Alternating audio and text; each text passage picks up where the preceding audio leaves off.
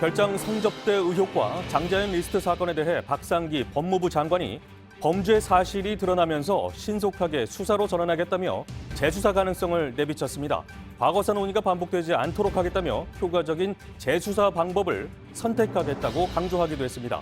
진상조사단은 김학의 사건과 관련해 김 전 차관이 소환 통보에 답조차 하지 않는 등 강제 수사권이 없어서 어려움을 겪고 있습니다. 버닝썬 사태와 관련해 마약을 투약하고 유통한 혐의를 받고 있는 이문호 클럽 대표의 구속영장이 법원에서 기각됐습니다. 의혹의 핵심에 서 있는 인물의 신병 확보를 하지 못하면서 경찰 수사에 난관도 예상되고 있습니다. 최근 보석으로 풀려난 이명박 전 대통령의 특별한 수감 생활에 대해 논란이 나오고 있습니다. 감옥에 있었던 349일 동안 매일 한 번꼴로 변호인 접견을 했고 일반 수감자는 1년에 한 번도 채 할 수 없는 특별 접견도 48번이나 했던 것으로 파악됐습니다. 선거제와 개혁법안 패스트트랙 추진 과정에서 진통이 이어지고 있습니다. 이런 가운데 원내 지도부의 강행 방침에 반발이 나오면서 내부 갈등이 커지고 있는 바른미래당은 오늘 긴급 의원총회에서 이 문제를 논의할 예정입니다.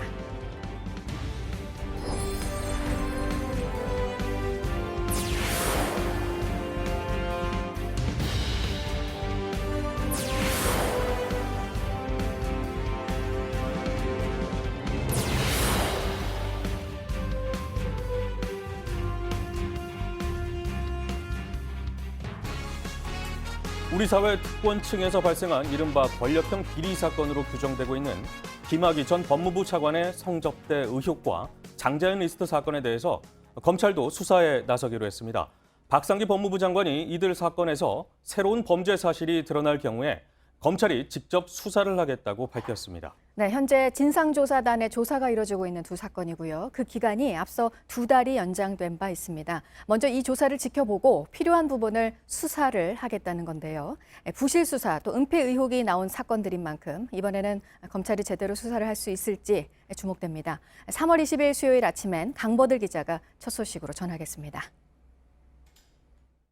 검찰과 경찰 등 수사기관들이 부실 수사를 하거나 진상규명을 가로막고 은폐한 정황들이 보인다는 점에서 박상기 법무부 장관은 김학의 별장 성접대와 장자연 리스트 사건이 국민적 공분을 산 이유부터 밝혔습니다. 그러면서 진상규명을 위한 강제 수사도 언급했습니다. 동시에 드러나는 범죄 사실에 대하여는 신속하게 수사로 전환하여 검찰이 수사에 착수하게 할 계획입니다. 먼저 검찰 과거사 진상조사단이 늘어난 2달 동안 추가 조사를 합니다. 검찰은 그 과정과 결과를 지켜보면서 수사에 나설 걸로 보입니다. 진상조사단은 김학의 사건과 관련해 새로 파악한 의혹이 있고 그와 관련된 20여 명을 조사해야 한다는 입장입니다. 하지만 김 전 차관이 소환 통보에 답조차 하지 않는 등 강제 수사권이 없어 곤란을 겪고 있습니다. 검찰이 수사에 나서면 소환도 가능해집니다. 박 장관은 사실관계를 밝히지 못해 과거사 논의가 반복되도록 하지 않겠다면서 효과적인 재수사 방법을 선택하겠다고 밝혔습니다. JTBC 강버들입니다. 김학의 전 차관이나 장자연 씨 사건 모두 10년이 더 된 일들입니다. 이 때문에 혐의가 입증되더라도 사건에 연루된 사람들을 재판에 넘겨 처벌할 수 있느냐 하는 법적 시효 문제가 주목됩니다. 김 전 차관의 경우엔 특수 강간 시효에 관한 법이 바뀌면서 사건이 발생한 지 15년 안에 재판에 넘기면 처벌할 수가 있습니다. 장자연 사건의 경우 시효가 대부분 지났지만 진상규명만은 철저하게 해야 한다는 목소리가 거셉니다. 이가혁 기자가 보도합니다. 2013년 이뤄진 경찰 수사에서 김학의 전 법무부 차관이 여성들을 성폭행한 걸로 의심된 시기는 2007년 4, 5월과 2008년 3, 4월 두 차례입니다. 수사 과정에서 피해 여성들의 진술, 동영상 등으로 추정한 겁니다. 경찰은 당시 김 전 차관과 건설업자 윤중천 씨 등이 성접대 자리인 줄 모르고 참석한 여성 여러 명을 강제로 성폭행했다고 판단해 특수강간죄를 적용했습니다. 하지만 검찰은 피해 여성의 진술이 일관되지 않고 동영상도 범죄 입증과 상관없다며 무혐의로 결론냈습니다. 1년쯤 후 다시 수사가 진행됐지만 역시 검찰은 김 전 차관에게 혐의가 없다고 봤습니다. 이번에 조사단과 검찰이 혐의를 입증할 경우 김 전 차관의 처벌 가능성이 열립니다. 특수강간죄의 공소시효는 15년. 2007년 말 10년에서 15년으로 늘었습니다. 김 전 차관의 경우 2008년 혐의가 입증된다면 2023년까지는 법 적용이 가능한 겁니다. 범죄 장면이 담긴 동영상 촬영 시점에 따라 시효는 더 늘어날 수도 있습니다. 이 때문에 과거사 진상조사단도 관련 증거를 확보하려는 걸로 알려졌습니다. 장자연 씨 사건의 경우 일단 관련자들에 대한 형사처벌은 쉽지 않다는 분석입니다. 2008년 발생한 이 사건에 적용할 수 있는 강제추행죄와 강요죄 등의 시효가 지났기 때문입니다. 그러나 재판에 넘길 수 있는 시효와 상관없이 진상규명만은 명명백백하게 해야 한다는 목소리가 힘을 얻고 있습니다. JTBC 이가혁입니다. 선거제 개정안 처리를 놓고 정치권의 진통이 계속되고 있습니다. 여야 4당의 패스트트랙 협상안을 놓고 내부 갈등이 커진 바른미래당은 오늘 의원총회를 열고 논의에 들어가는데 격론이 예상됩니다. 이희정 기자입니다. 바른미래당은 오늘 오전 국회에서 의원총회를 열고 선거제 개정안 등 패스트트랙 처리에 대해 논의합니다. 유승민, 지상욱, 정병국 의원 등 의원 8명이 패스트트랙 협상에 반대하며 의총 소집을 요구한 데 따른 겁니다. 이들은 선거제 개편 합의안을 추인하려면 의원 3분의 2 이상의 동의를 받아 즉 당론으로 정해야 한다는 입장입니다. 하지만 바른미래당은 내부적으로 바른정당계는 반대, 국민의당계는 찬성 입장으로 나뉘어 현재 단일안을 내놓긴 어려운 상황입니다. 찬반이 팽팽하게 맞서고 있어 공개적으로 충돌할 가능성이 커지고 있습니다. 앞서 김관영 원내대표는 당론을 반드시 모으는 절차가 의무사항은 아니라며 강행 의지를 밝힌 데 이어 추인을 못 받아 패스트트랙이 불발되면 원내대표에서 사퇴하겠다고 배수진을 쳤습니다. 이런 가운데 민주평화당과 정의당은 선거제와 공수처법 등을 함께 처리하기로 한 패키지들을 당론으로 채택했습니다. 패스트트랙 상정을 위한 의결 정족수 확보는 바른미래당이 키를 쥐고 있는 만큼 오늘 의총이 분수령이 될 전망입니다. JTBC 이희정입니다. 미국과 북한이 유엔에서 대량 살상 무기와 미사일 프로그램 중단을 놓고 신경전을 벌였습니다. 대량 살상 무기 등을 모두 폐기해야 한다는 미국의 주장에 북한은 신뢰 구축을 통해 한 가지씩 다뤄야 한다고 반박했습니다. 하노이 2차 북미 정상회담 때 양국의 입장이 되풀이되고 있습니다. 조민준 기자입니다. 미국이 먼저 포문을 열었습니다. North Korea must understand that the only way to achieve the security and development that it seeks is to abandon all of its weapons of mass destruction. 현지 시간 19일 일린 포블레티 미 국무부 군축 이행 담당 차관보가 유엔 군축회의에서 북한에게 요구한 사항입니다. 이어 북한과 무기 거래를 하는 나라들은 당장 이를 중단해야 한다고 주장했습니다. 그러자 주용철 북한 제네브 대표부 참사관이 나섰습니다. We found that the U.S. calculation quite odd, and such gangster-like position doubtlessly will drive the situation in danger. 지난 15개월 동안 핵과 미사일 실험을 중단했는데도 미국이 상응 조치를 하지 않았다는 겁니다. 그러면서 이러한 문제들은 신뢰 구축을 위해 하나씩 다뤄져야 한다고 주장했습니다. 그동안 북한이 주장해온 단계적 해법을 다시 한번 되풀이했습니다. 대북 제재에 대해서도 비핵화 이전에 제재 완화는 없다는 미국과 이는 터무니없는 방식이라는 북한의 주장이 팽팽히 맞섰습니다. JTBC 조민주입니다. 클럽 버닝썬 이문호 대표의 마약 혐의에 대한 구속영장이 법원에서 기각이 됐습니다. 버닝썬에서 조직적으로 마약이 유통됐다는 의혹의 핵심에 서 있는 인물의 신병 확보에 실패하면서 경찰 수사에 어느 정도 차질도 예상되고 있는데요. 역시 마약 혐의를 받고 있는 버닝썬에서 일을 했던 중국인 여성 직원은 정밀 검사에서 마약 양성 반응이 나왔습니다. 어제 경찰 조사에서 마약 투약 사실은 시인을 했는데 유통 의혹에 대해서는 부인했습니다. 조보경 기자입니다. 구속영장 실질심사에 참석한 버닝썬 공동대표 이문호 씨는 별다른 말 없이 취재진을 지나쳤습니다. 클럽 내에서 조직적인 마약 유통이 있었습니까? 성매매 알선 의혹에 대해서는 어떻게 생각하십니까? 이 씨는 마약 투약과 유통 혐의를 부인했지만 마약류 검사에서 일부 약물에 대한 양성 반응이 나온 것으로 전해졌습니다. 그러나 법원은 어제 오후 범죄 혐의에 대한 다툼의 여지가 있다며 이 씨에 대한 구속영장을 기각했습니다. 현재까지 수집된 증거와 수사에 임하는 태도 등을 봤을 때 현 단계에서 이 씨를 구속할 필요성을 인정하기 어렵다는 겁니다. 이에 따라 이번 사태에 대한 수사는 일부 차질이 불가피할 것으로 보입니다. 한편 버닝썬 MD인 중국인 여성 일명 애나의 모발에서도 마약류 양성 반응이 나왔습니다.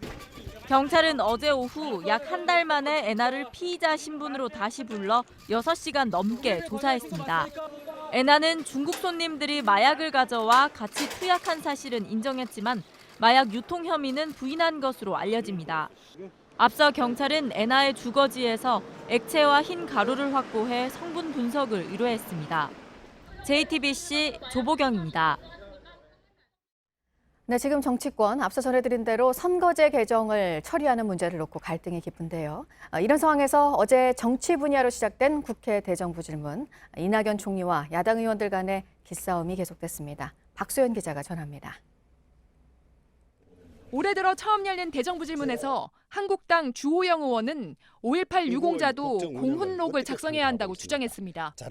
5.18 망언 논란으로 국회 윤리위에 회부된 같은 당 의원들이 5.18 유공자 명단을 공개하라고 한 것과 비슷한 주장입니다. 지금처럼 비밀에 두고 국민이 모르게 해야 맞다고 생각하십니까? 정부로서는 법을 성실하게 이행하는 것이 바람직한 방향이라고 생각합니다. 문재인 대통령의 딸 다혜 씨와 관련한 의혹에 대해서도 야당은 다시 한번 공세 수위를 높였습니다.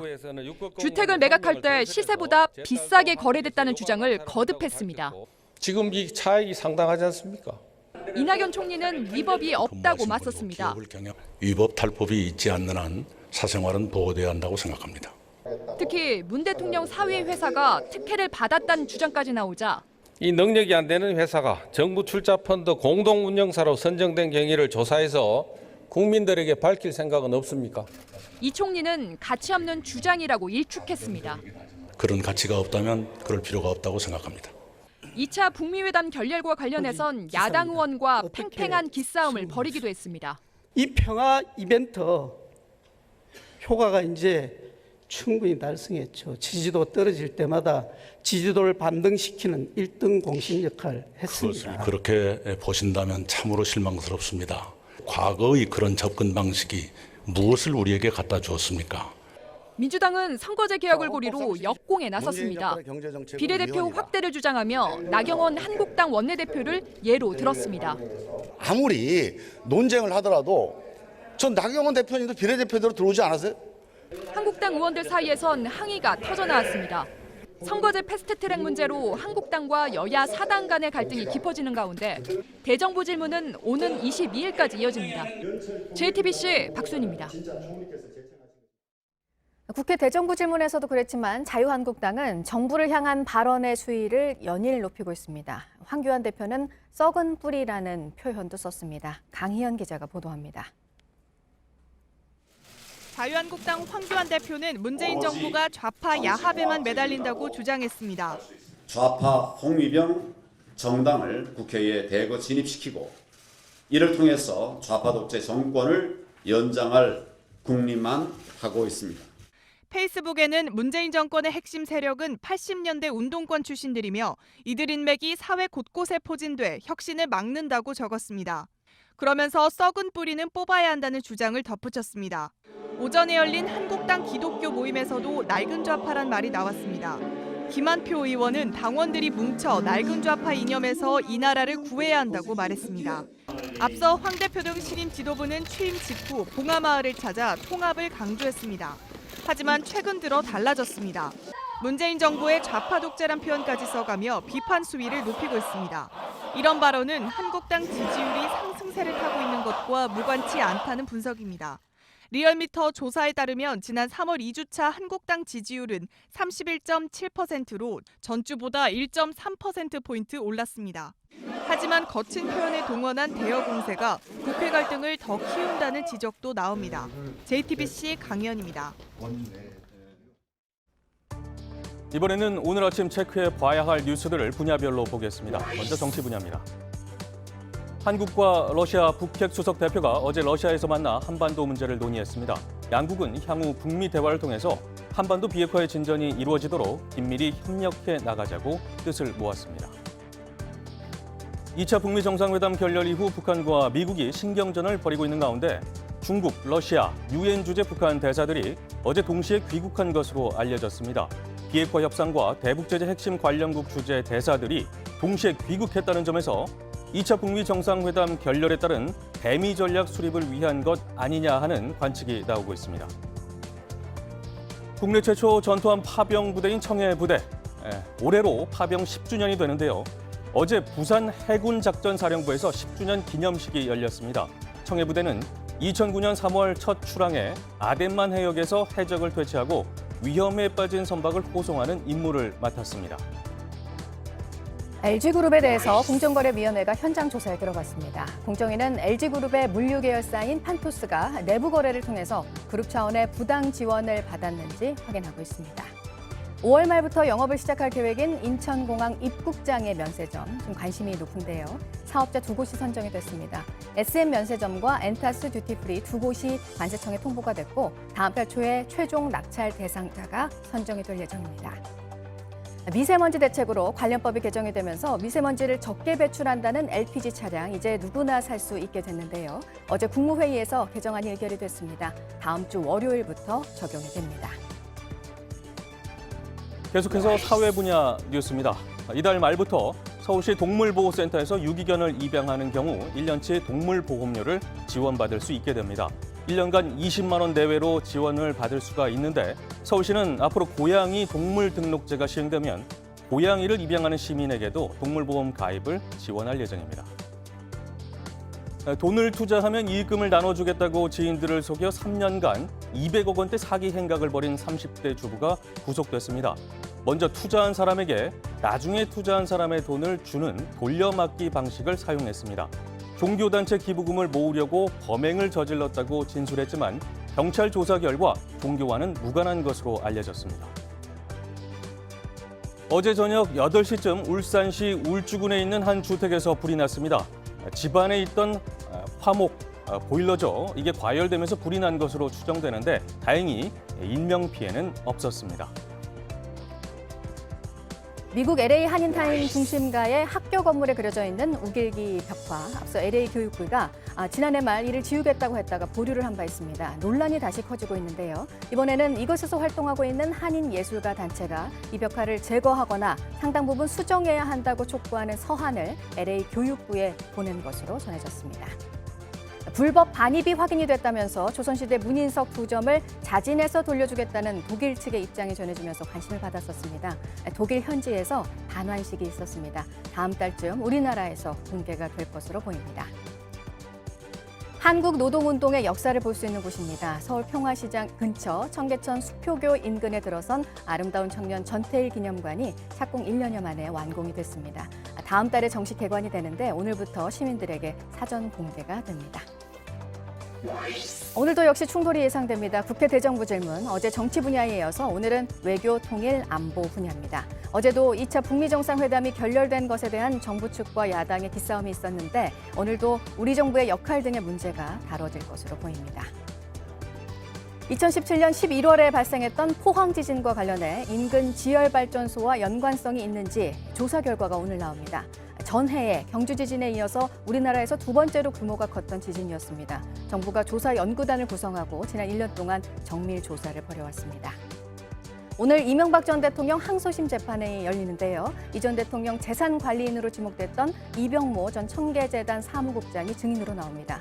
앞서 1심은 이 전 국장의 외장 하드에서 발견된 문서 등을 근거로 다스 실소유주가 이 전 대통령이라고 판단을 했었습니다. 지금까지 분야별로 오늘 눈여겨봐야 할 뉴스들 체크해드렸습니다. 그제 안동 쓰레기 처리장에서 발생한 추락 사고는 인재였다는 게 분명해지고 있습니다. 설계상으론 거푸집을 벽에 고정할 때 큰 고정 장치를 쓰고 용접을 해야 하지만 취재 결과 5cm 나무에 못을 박는 걸로 대신했습니다. 아래쪽 안전장치는 공사도 안 끝났는데 미리 철거해버렸습니다. 윤두열 기자입니다. 사고가 난 안동 쓰레기 처리장의 설계 도면입니다. 바닥이 꺼진 곳은 오른쪽에서 2번째 철판 거푸집입니다. 설계상으론 앵커, 즉 큰 고정 장치를 써서 철판을 벽에 고정시켜야 합니다. 콘크리트에 앵커를 심어놓고 거기서 나와서 부착하게끔 그런 디테일들이 다 정확하게 상세하게 나와져 있고요. 하지만 사고 현장에 올라가 본 동료와 감독관의 얘기는 달랐습니다. 고정장치를 쓰거나 용접을 한 흔적은 없었다고 말했습니다. 접촉한 전면을 용접을 해야 되는 그걸 해야 되는데 용접을 하지도 않았었고 철판을 지지한 건 보수로 박아놓은 5cm 남짓의 나무였습니다. 그 위에 콘크리트를 붓고 사람이 올라서니 무게를 견딜 수가 없었던 겁니다. 나무를 박아서 이걸 걸쳤다 하면은 구조상으로 이거는 사고 날 수밖에 없는 상황이 되는 겁니다. 이거는 뭐 살인 행위죠. 추락 방지망뿐만 아니라 철판을 받쳐주는 생명보험 역할을 하는 파이프 서포트도 모두 철거해버렸습니다. 시공부터 안전장치까지 뭐 하나 제대로 해놓은 게 없었던 탓에 애꿎은 노동자 3명이 목숨을 잃었습니다. JTBC 윤두열입니다. 우리나라를 찾은 40대 일본인 남성이 항공사 직원들을 폭행해 입건됐습니다. 다른 승객의 안전을 위해 잠시 기다려달라고 한 것에 대해 화가 났다고 했습니다. 출동한 경찰에게 붙잡힌 이 남성은 만취 상태였습니다. 연지환 기자입니다. 한 남성이 김포공항 탑승구역에 앉아 있습니다. 곧이어 혼잣말을 시작합니다. 그러더니 벌떡 일어나 비행기에 타려고 하자 직원이 말립니다. 화를 못 참겠는지 갑자기 물건을 던지기 시작합니다.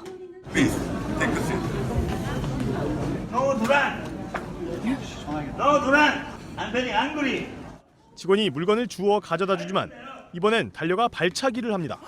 무릎 쪽을 맞은 직원이 휘청거리자 주먹까지 내지릅니다. 결국 이 남성 다른 직원과 승객에게 제압당했습니다. 어제 오전 9시 김포에서 일본 하네다로 가는 대한항공 여객기가 출발하기 직전에 벌어진 상황입니다. 일본인 남성은 항공사 직원이 술 냄새가 심하게 나 잠시 기다려달라 하자 주먹을 휘둘렀습니다. 맨 처음에는 그분을 나중에 태우려고 그랬어요. 그런데 이분이 자꾸 들어가겠다고 이제 난동을 부리시고 물건을 집어던지고. 신고를 받고 출동한 경찰은 이 남성을 붙잡아 폭행 혐의로 조사 중입니다. JTBC 연지환입니다. 신입생들의 중학교 성적을 게시하고 교사가 학생들에게 성희롱 발언을 했던 부산의 한 고등학교에서 새로운 의혹이 또 불거졌습니다. 교장과 교사들이 학생들에게 사과를 했는데 오히려 다른 교사들도 성희롱과 추행을 일삼았다는 학생들의 폭로 글이 쏟아졌습니다. 배승주 기자입니다. 학생들이 직접 붙인 대자보와 쪽지가 벽면을 가득 메웠습니다. 이미 성희롱 발언을 한 것으로 알려진 교사 외에 다른 교사들의 비위와 학교 측의 은폐 의혹을 적은 겁니다.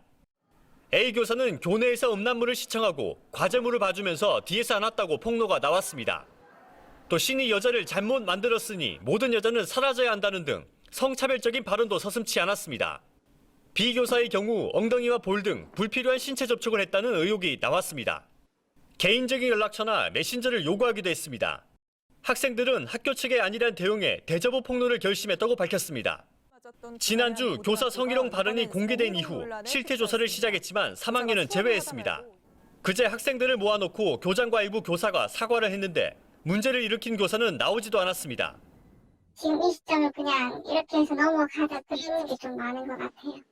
파문이 확산되자 학교 측은 거론된 교사 3명을 수업에서 배제하고 경찰에 수사 의뢰했습니다. 교육청은 특별감사에 착수했습니다. JTBC 배승주입니다. 국정원에 파견된 육사 출신의 현역 육군 중령이 지하철에서 옆자리 여성을 성추행한 혐의로 군 검찰에 넘겨졌습니다. 해당 중령은 혐의를 강하게 부인했지만 목격자가 찍은 영상이 결정적 증거가 됐습니다. 박준우 기자가 보도합니다. 지난 1월 17일 저녁 서울 지하철 2호선 신도림역에서 한 남성이 경찰에 붙잡혔습니다. 열차 안에서 성추행한 혐의로 누군가 신고한 겁니다. 남성이 옆자리에서 졸고 있는 여성의 신체 일부를 만졌다는 내용이었습니다. 현행범으로 붙잡힌 남성은 육사 출신인 육군 A중령이었습니다. A중령은 지난해 12월부터 국정원에서 파견 근무를 하고 있었습니다. 사건은 군 헌병대로 넘어갔고 국방부 조사본부는 한 달이 넘어서야 조사에 들어갔습니다. A중령은 그런 일을 한 적이 없다. 술을 마셔서 당시 상황이 기억나지 않는다고 주장했습니다. 하지만 목격자가 제시한 동영상이 결정적 증거가 됐습니다. 이 영상엔 A중령이 피해 여성을 더듬는 듯한 장면이 담겼습니다. 국방부 조사본부는 지난주 A중령에 대해 성추행 혐의를 적용해 군 검찰로 사건을 넘겼습니다. 하지만 A 중령은 사건이 넘어간 뒤에도 별다른 인사 조치 없이 국정원에서 그대로 근무하고 있습니다. JTBC 박준우입니다. 군대에 가지 않으려고 고의로 청각을 마비시킨 전 사이클 국가대표 선수 등 8명을 병무청이 적발했습니다. 이들은 응원용 도구를 이용해 일시적으로 청력을 떨어뜨리고 진단서를 발급받았는데 병역을 면제받은 뒤에는 청력을 회복한 걸로 나타났습니다. 김태영 기자가 보도합니다.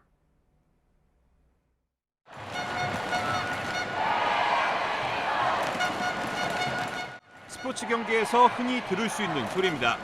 에어혼이라고 불리는 응원용 도구에서 나오는 소리인데 최대 120데시벨쯤 됩니다. 비행기가 이륙할 때 발생되는 수준의 소음입니다. 이 정도 소음에 오래 노출되면 청각장애로 이어질 수도 있습니다. 전 사이클 국가대표 선수 A씨 등 8명은 이 에어혼을 병역 면제용으로 이용했습니다. 차 안에서 에어혼을 귀에 대고 1시간 이상 노출시켜 일시적으로 청각을 마비시킨 겁니다. 직후에 병원에서 청각장애 진단서를 발급받아 장애인으로 등록한 뒤 병역을 면제받았습니다. 같은 수법으로 병역을 면제받았던 브로커 32살 이모 씨가 중심이 됐습니다. 면탈 수법을 시범 보이고 직접 전수하면서 대가를 요구하고 1인당 1,000만 원에서 5천만 원까지 받은 사실도 밝혀졌습니다. 병무청 관계자는 최근 7년간 청력장애로 병역을 면제받은 1,500여 명을 조사할 계획이라고 밝혔습니다. 브로커와 사이클 선수 A씨 등은 병역법 위반으로 기소돼 현재 재판을 받고 있습니다. JTBC 김태영입니다. 가수 승리의 대화방에서 경찰총장으로 불린 윤모 청경에 대해서 경찰이 압수수색 영장을 신청하고 출국 금지 조치했습니다. 수사당국은 말레이시아 경찰 주재관으로 있는 윤 총경의 부인도 불러서 대화방 참여자들과 함께 골프를 친 경위 등을 조사할 계획입니다. 최승기 기자입니다. 경찰이 유착 의혹의 중심에 있는 윤모 총경을 출국 금지했습니다. 계좌의 거래 내용과 통신 기록을 파악하기 위한 압수수색 영장도 신청했습니다. 윤 총경에 대한 강제 수사에 본격 돌입한 겁니다. 경찰은 윤 총경이 유리홀딩스 대표 유모 씨와 승리업소가 단속에 걸렸을 때 영향력을 행사했는지도 조사하고 있습니다. 유 씨 등과 골프를 치면서 비용을 누가 냈는지 파악 중입니다. 말레이시아 경찰 주재관으로 근무하는 윤 총경의 부인 김모 경정도 조만간 귀국해 조사를 받게 할 예정입니다. 윤 총경 부부는 유리홀딩스 대표 유 씨 부부, FT 아일랜드 최종훈 씨와 함께 여러 번 골프를 쳤습니다. 경찰은 불법 동영상을 유포한 혐의를 받는 최 씨를 조사하면서 말레이시아에서 열리는 K-팝 콘서트표를 김모 경정에게 마련해 줬다는 진술도 확보했습니다. 경찰 관계자는 사실 확인이 신속하게 필요한 사안은 먼저 메일로 조사하겠다면서 김경정에게 조기 귀국해 조사에 협조할 것을 요청했다고 말했습니다. JTBC 최승기입니다. 청담동 부자로 알려진 이희진 씨의 부모를 살해한 범인이 이 씨의 어머니 행세까지 하면서 가족을 속였던 것으로 드러났습니다. 어머니의 휴대전화로 문자를 보내서 아무 일 없는 것처럼 안심시켰습니다. 특히 범인들은 한 달 동안 치밀하게 계획을 짜고 중국 동포를 끌어들이는가 하면 뒷수습을 맡길 지인들까지 물색했습니다. 최규진 기자의 보도입니다. 이희진 씨 부모의 살인 사건이 알려진 건 지난 16일 동생이 실종 신고를 하면서입니다. 지난달 25일 이 씨 부모가 살해된 지 3주 뒤였습니다. 그런데 경찰에 검거된 범인 김모 씨는 이 기간에 이 씨의 어머니 행세를 하며 동생 등을 속여온 것으로 드러났습니다.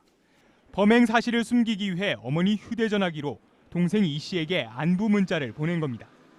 범인 김 씨는 동생 이 씨에게 일본 여행을 갔다면서 집을 비운다고도 속였습니다. 수상하게 여긴 이 씨가 부모 집을 찾자 비밀번호를 바꿔놓은 뒤 다르게 알려주기도 했습니다. 김 씨 일당이 한 달 전부터 범행을 치밀하게 계획한 정황도 드러났습니다. 지난달 초 김 씨는 인터넷으로 경호 인력을 구한다는 글을 올렸습니다. 중국 동포 출신 공범 3명을 모은 뒤 이 씨 부부의 집 현관문 비밀번호도 미리 알아냈습니다. 범행 당일엔 부부의 집에서 15분 전부터 기다렸습니다. 범행 뒤 공범들이 중국으로 출국하자 김 씨는 지인 2명을 불러 뒷수습까지 맡긴 걸로 확인됐습니다. 경찰은 범인 김 씨에 대해 강도살인 혐의로 구속영장을 신청했습니다. 중국으로 달아난 공범은 계속 위치를 추적 중입니다. JTBC 최규진입니다. 범인 김 씨가 이희진 씨 부모를 왜 살해했는지에 대한 의문은 여전히 남습니다. 마침 범행 당일은 이 씨 동생이 최고급 슈퍼카죠. 부가티를 팔고 받은 5억 원이 집에 보관돼 있던 날이었고요. 김 씨는 이 돈을 훔쳐 달아났습니다. 돈을 노린 범죄인지 아니면 이 씨의 주식 사기와 관련한 원한 범죄인지 경찰은 모든 가능성을 열고 단서를 찾고 있습니다. 문상혁 기자입니다. 범인 김 씨는 경찰 조사에서 이희진 씨 아버지가 2천만 원을 빌려간 뒤 돈을 갚지 않아 살해했다고 주장했습니다.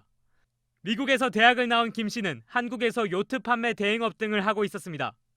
그런데 이 씨 부친과 사업 관계로 돈을 빌려줬고 여기서 문제가 생겼다는 겁니다. 자신은 이 씨가 벌인 주식 사기 사건 등의 피해자가 아니라고도 했습니다. 원한에 의한 범죄가 아니라 우발적으로 살인을 저질렀다는 겁니다. 하지만 경찰은 범행 과정을 볼 때 김 씨의 진술을 믿기 어렵다고 보고 있습니다. 사건 당일은 공교롭게도 이희진 씨의 동생이 고급 외제차를 20억 원에 판 날이었습니다. 현금을 5억으로 5만 원권으로 준비를 해달라고 전날 일요일 날 연락이 왔었습니다. 그래서 저희가 5만 원권을 준비해서 스포츠 가방에 담아줬습니다. 경찰은 집에 현금 5억 원이 있다는 사실을 범인 김 씨가 알았을 가능성이 있다고 보고 있습니다. 김 씨는 고용한 중국 동포 3명에게 3억 원을 줬다고도 진술했습니다. 경찰은 범인 김 씨가 이희진 씨 가족에 대해 자세히 알고 있었던 정황이 속속 드러나는 만큼 원한 관계 등에 따른 범행 가능성도 열어놓고 범행 동기의 실마리를 쫓고 있습니다. JTBC 문상혁입니다. 1심 재판에서 법정 구속된 김경수 경남지사가 48일 만에 항소심 법정에 나왔습니다. 보석을 허가할지 여부를 판단하기 위한 심리도 함께 열렸습니다. 재판부는 최근 일각에서 1심 재판 결과에 대해 문제를 제기한 것을 의식한 듯 불공정한 재판이 우려되면 언제든지 기피 신청을 하라는 입장을 밝혔습니다. 공다솜 기자의 보도입니다. 김경수 경남지사의 재판이 시작되자 재판장인 차문호 부장판사가 작심한 듯 입을 엽니다. 재판부의 경력 때문에 비난을 하고 결과에 불복하겠다는 태도는 문명국가에서 상상할 수 없는 일이라고 했습니다. 그러면서 불공정한 재판에 우려가 있다면 언제든지 재판부 기피 신청을 하라고 밝혔습니다. 차 부장판사가 사법농단 수사와 관련해 검찰 조사를 받은 것으로 알려지자 일각에서 재판 공정성에 의문을 제기했기 때문입니다. 이후 보석을 허가할지 들어보는 심리에서 김 지사는 1심은 이래도 저래도 유죄라는 판결이었다고 했습니다. 유죄를 선고하고 법정 구속한 1심 재판부의 판단이 잘못됐다는 취지로 비판한 겁니다. 그러면서 증거인멸과 도주의 우려가 없고 경상남도 도정을 돌봐야 한다며 풀어달라고 주장했습니다. 하지만 특검 측은 김 지사가 수사 중 휴대전화기 메시지를 삭제하고 진술을 바꿔가며 범행을 부인해 증거인멸에 우려가 있다고 반박했습니다. 김 지사에 대한 보석 여부는 두 번째 재판이 열리는 다음 달 11일 이후 결정됩니다. JTBC 공다솜입니다. 국정농단 사건의 핵심 인물 중 한 명인 안종범 전 청와대 경제수석이 어제 석방됐죠. 그전에 석방됐었죠. 이에 앞서서 우병우 전 청와대 민정수석은 지난 1월 구속기간이 끝나 풀려났습니다. 대법원에 올라간 재판이 늦어지면서 구속기간이 끝난 관련자들이 속속 풀려나고 있습니다. 최윤경 기자가 보도합니다. 안종범 전 청와대 경제수석은 지난해 8월 징역 5년과 벌금 6천만 원을 선고받았습니다. 박근혜 전 대통령의 지시로 미르재단을 설립하고 기업에게 돈을 내도록 강요하는 등 국정농단에 관여한 혐의입니다. 하지만 구속 2년 4개월 만인 어제 새벽 풀려났습니다. 구속기간이 다 될 때까지 대법원 판결이 나오지 않아 일시적으로 풀어준 겁니다. 법원은 1심에서 최대 6개월, 2심과 3심에서도 최대 6개월간 구속을 할 수 있는데 이 기간이 모두 끝났습니다. 앞서 지난 1월엔 우병우 전 민정수석이 구속 384일 만에 풀려났습니다. 블랙리스트 혐의로 구속된 조윤선 전 문화체육관광부 장관도 지난해 9월 석방됐습니다. 다만 박근혜 전 대통령은 다음 달 16일 구속기간이 끝나지만 대법원에서 확정된 판결이 있어 실형을 살게 됩니다. JTBC 최윤경입니다. 두 달 뒤에나 나올 기온이 어제 나왔습니다. 서울이 16도, 경남 양산은 23도가 넘었습니다. 오늘은 기온이 더 올라갑니다. 봄 기온을 더 높여줄 비 소식도 오늘 전국적으로 있습니다. 이재승 기자의 보도 먼저 보시고요. 봄 날씨 얘기 전문가와도 해보겠습니다. 이미 흐드러진 매화꽃잎 사이로 모처럼 비행에 나선 꿀벌이 기웃거립니다. 바다에선 벌써 파도 타기가 시작됐습니다.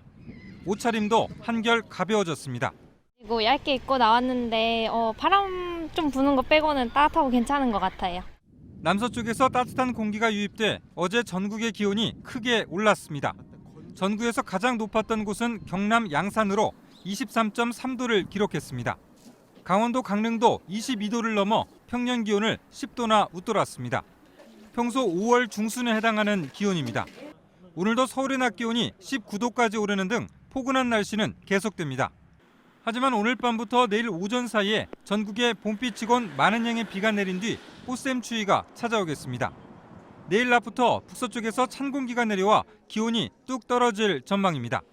최근엔 남풍이 불면서 중국 오염물질을 막고 국내에서 만들어진 먼지도 날려버리면서 대기가 비교적 깨끗했습니다. 하지만 오늘은 대기 정체로 미세먼지가 나쁨을 보이는 곳이 많겠습니다. 또 다음 주 초쯤 중국 베이징에서 심한 스모그가 발생할 것으로 전망돼 우리나라에 영향을 줄 가능성이 있습니다. JTBC 이재승입니다. 네, 남부 쪽뿐만 아니라 이제 위쪽에서도 꽃들이 많이 보입니다. 봄 기운이 완연한 요즘 날씨 얘기 좀 더 해보도록 하겠습니다. 반기성 K웨더 예보센터장 오늘도 나오셨습니다. 어서 오세요. 네, 안녕하세요. 네, 저희가 2주 전인가요? 봄이 이제 한 달 이상 앞당겨졌다 이런 소식을 전해드렸습니다. 뭐 중간에 꽃샘추위도 있긴 했지만 어제 또 그랬어요. 네. 네. 어제 남쪽으로 이 이동성 고기압이 들어오면서 상당히 그 따뜻한 남서기류가 유입됐죠. 그러면서 경남 양산 같은 경우는 거의 5월 기온이 나타났고요. 네. 다음에 동해안 지역 기온이 많이 올라갔어요. 물론 서울도 19도까지 올라갔지만 뭐 강릉 같은 데 22도 이상 올라갔는데 이제 동해안 지역은 그 태백 사막을 넘어가면서 그 지형적인 영향으로 기온이 더 올라갔죠. 그러다 보니까 이제 평년보다 상당히 기온이 높이 올라간 그런 네. 날씨를 보였습니다. 네, 지금 3월 19일, 어제 3월 19일이었는데 23.3도 이렇게 기록을 했습니다. 오늘은 이제 전국적으로 비 소식이 있습니다. 네. 그래도 기온이 어제보다 더 낮에 올라간다 그러네요. 네, 낮에는 이제 아무래도 기압골이 들어오면 남서기류가 따뜻한 기류가 들어오기 때문에 일단 뭐 구름이 들어오더라도 기온은 올라갑니다. 올라가고 나서 이제 오늘 밤부터 오늘 저 낮부터 저 서울은 저 15시부터 비가 시작돼서 오후부터네요. 네. 내일 이제 아침 9시, 10시 정도까지 올 것으로 보이는데 이번에 내리는 비는 봄비치고는 상당히 많은 비가 내릴 것 같아요. 지금 1월서부터 그 서울 같은 경우는 평년의 36%밖에 비가 안 내렸거든요. 네. 그러니까 상당히 가물고 있는데 일단 예상이 20에서 60mm니까 많이 오네요. 서울이 3월 평균이 한 47mm입니다. 그러니까 제일 적게 오더라도 반 3월 강수량에 만일 그보다 많이 온다면 평년 강수량을 넘어설 정도까지 그러니까 실제로 아주 이 봄 가뭄을 해소시켜주는 상당히 단비가 될 거로 보고 있습니다. 네. 네. 이렇게 이제 5월 중순에 해당한다고 말씀을 하셨습니다. 이런 기온이 뭐 최근에 많이 얘기하잖아요. 항상 지구온난화, 이상기온 이거와도 관련이 있습니까? 그렇습니다. 이제 최근에는 기온 변화가 굉장히 크죠. 전체적으로 평균 기온은 상승하는 추세인데 이번에도 이제 오늘 내일 사이에 비가 내리고 나면은 금토일 날 또다시 약간 꽃샘추위가 옵니다. 네. 그리고 다음 주에도 한 번 더 꽃샘추위가 있을 것 같아요. 그러면 이런 기온 변화가 상당히 커진다는 거거든요. 네. 그리고 이제 아무래도 봄철이 일교차가 굉장히 좀 큽니다. 그렇습니다. 보통 뭐 15도까지 차이가 나거든요. 이럴 때 굉장히 그 면역이 약한 분들은 위험하니까 건강 관리도 좀 유의하셔야 합니다. 예, 지금 얘기하셨지만 봄에는 그 약간 좀 두께가 있는 옷을 너무 깊숙한 곳에는 넣지 말아야 될 것 같아요. 내일부터 이제 꽃샘추위가 당장 오고 아침 저녁으로 기온 차이도 보고 그래서요. 네. 네. 이제 봄 날씨는 더 이제 눈여겨서 볼 수밖에 없는 게 꽃과도 관련이 있습니다. 네. 꽃 구경도 가야 되고 언제쯤 주변에서 꼭 만개한 꽃을 볼 수 있을까 이제 관심들이 많으시니까요. 근데 이제 최근 몇 년 동안 있는 일인데, 그러니까 이 개화 시기가 막 앞당겨지기도 하고 막 빨리 꽃이 피고 하니까 이제 뭐 지역의 행사, 꽃 행사 하시는 지자체에서는 또 막 혼란스러워도 하고 그런 것 같습니다. 올해도 개화 시기가 역시나 빨라진다 그러죠? 네, 지금 뭐 추세는 전반적으로 이제 빨라지고 있는 건 맞습니다. 올해도 일단 가장 먼저 봄꽃 예보를 이제 지금은 기상청에서 안 하고 민간에서 하고 있죠. 그래서 네. K웨더에서 했는데 보통 개나리하고 벚꽃은 개나리하고 진달래는 한 3일에서 5일 정도 빨리 필 거로 예상을 하고 있어요. 네. 이미 뭐 제주도는 개나리, 진달래 다 피었고요. 서울도 이번 주말이면 일단 개나리가 필 거로 보고 있고요. 이번 주말에 서울도요. 네. 그다음에 진달래 같은 경우는 다음 주 초면은 핍니다. 그래서 중부지방까지 대개 한 3월 말 정도면 다 피고요. 강원 내륙 산간 정도가 4월 초 정도에 핍니다.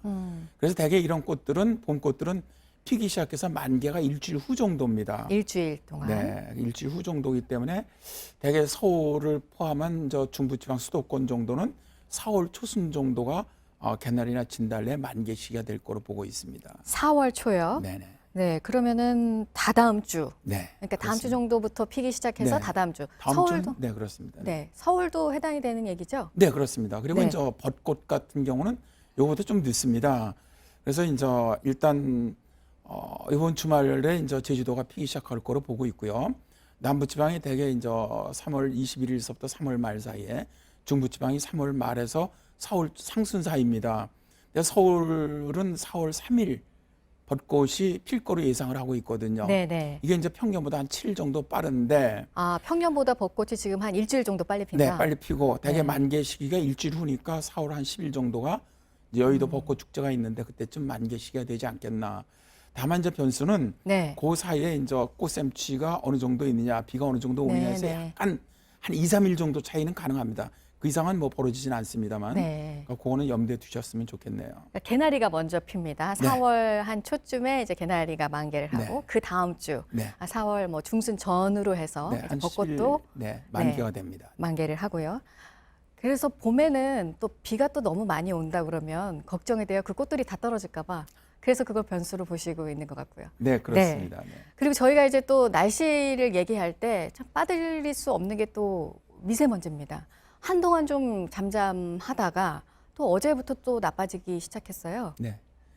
일단 뭐 오늘도 지금 뭐 수도권 쪽 서울은 매우 나쁨이고요. 전국적으로 제주를 빼놓고는 지금 다 초미세먼지는 나쁨 상태인데, 이게 이제 어제서부터 나빠지기 시작을 했죠. 그래서 오늘 낮 동안은 유지될 겁니다. 그러다가 이제 비가 내리기 시작하면서 비강도가 좀 더 강해져야 됩니다. 그래서 서울은 한 16, 18시 전후서부터 미세먼지 농도가 좀 좋아질 거로 보고 있고요. 일단 뭐 내일은 비 온 다음에 바람이 강하니까 좋고요. 네. 다음에 이제 토요일도 바람이 좀 다소 강하니까 미세먼지 농도 괜찮을 거로 보고 있습니다. 다만 이제 일요일 정도에 한때 나쁨 정도가 되지 않겠나 보고요. 네. 다음 주는 이 날씨 변화가 좀 심할 것 같아요. 네. 날씨 변화가 심하면 미세먼지 농도는 그렇게 아주 높아지지는 않거든요. 그래서 다음 주도 그렇게 뭐 지난번처럼 오랫동안 미세먼지가 나쁘지는 않을 거를 일단 보고 있습니다. 네. 뭐 오늘 비는 미세먼지도 해결해주고 가뭄도 좀 해소시켜주는 단비라는 아주 말이 좋은 또 더 비죠. 실감이 나는 것 같습니다. 물론 이변도 워낙 많고 참 날씨 전망을 하기가 요즘은 참 그렇기도 한데 이왕 얘기를 한 김에 봄 날씨, 올해 봄 날씨 전망을 좀 해주실까요? 마지막으로요. 일단 올해 봄은 날씨 변화가 좀 심할 것 같고요. 다음에 그 기온은 평년보다 높겠습니다. 일단 높을 거로 보고 있고요. 다음에 비도 평년과 비슷하거나 좀 다소 많지 않겠느냐. 아, 비도 많이 네, 오나요? 올 올해는 봄에는? 그래서 올해는 봄 가뭄은 좀 없는 걸로 일단 보고 있고요. 네. 좀 기온도 높고 비도 뭐 평년과 비슷하거나 약간 많을 거로 보고 있기 때문에 어떻게 보면 좀 최근 몇 년 동안 봄이 좀 가물고 그랬거든요. 그랬죠. 그보다는 좀 좋을 것 같습니다. 네. 가문 봄은 올해는 아니라고 하니까. 다만 네. 이제 미세먼지 황사가 좀 말썽을 부릴 가능성은 매우 높습니다. 네, 그건 뭐 이제 항상 저희 일상이 됐으니까요. 대비를 항상 늘 해야 될 것 같습니다. 지금까지 반기성 K웨더 예보센터장 말씀 들었습니다. 고맙습니다. 네, 감사합니다. 네, 방금도 미세먼지 얘기했는데요. 또 한 번 베이징의 심각한 스모그가 한반도로 넘어올 가능성 지금 또 전망이 되고 있습니다. 그래서 이 미세먼지 대책은 우리만으로는 안 된다. 중국과 협력을 하라는 지시를 대통령이 하기도 했는데요. 하지만 이 중국 정부에서 나오는 말들을 보면 이게 또 쉽지가 않습니다. 한국의 독한 먼지는 중국이 아닌 다른 나라에서 왔을 수도 있고 한국의 오염물질이 중국에도 영향을 준다고까지 말을 하고 있습니다. 강신우 기자가 보도합니다. 조명래 환경부 장관은 중국 생태환경부는 우리와 인식을 함께 한다고 말했습니다. 한국 미세먼지에 대한 중국 책임론을 중국 정부가 인정했다는 조 장관 발언에 대해 중국 외교부가 공식 부인하자 내놓은 설명입니다. 그 업무를 담당하고 있는 생태환경부 입장은 전 아니라고 봅니다. 중국 생태환경부에 정말 그런지 물었습니다. 최근 돌아온 답변은 우리 환경부 설명과는 사뭇 다릅니다. 중국도 영향을 줄 수 있고 특정 조건과 지역에선 한국 오염물질도 중국 대기질에 영향을 줄 수 있다는 겁니다. 한마디로 양국이 상호 영향을 준다는 취지로 이를 중국 책임 인정으로 보기는 어렵습니다. 새로운 주장도 내놨습니다. 중국의 대기질은 눈에 띄게 좋아졌고 서울은 예전과 그대로니 그 차이만큼은 한국 책임이거나 제3국 책임이란 논리입니다. 이렇게 시각차가 큰 상황에서 협력 사업을 무난히 진행할 수 있을지 의문이 듭니다. 전문가들은 특히 중국 대기질이 한국에 영향을 받는다는 주장은 억지스럽다고 지적합니다. 한국 오염물질이 바람을 거슬러 중국으로 가기도 어려울 뿐더러 가더라도 중국에서 넘어오는 양이 압도적으로 많기 때문입니다. 같은 데이터를 가지고도 다른 해석을 하면 힘만 빼는 상황이 될 수도 있습니다. 이 때문에 중국의 협력을 일방적으로 기다리는 지금까지의 방식을 재고해야 한다는 지적도 나옵니다. 미국, 일본, 동남아시아 등 주변국을 참여시키는 다자 협력을 시도해보거나 국제사법기구나 UN 등에 적극적으로 문제를 제기해 중재나 판단을 받아볼 필요성도 제기됩니다. JTBC 강신우입니다.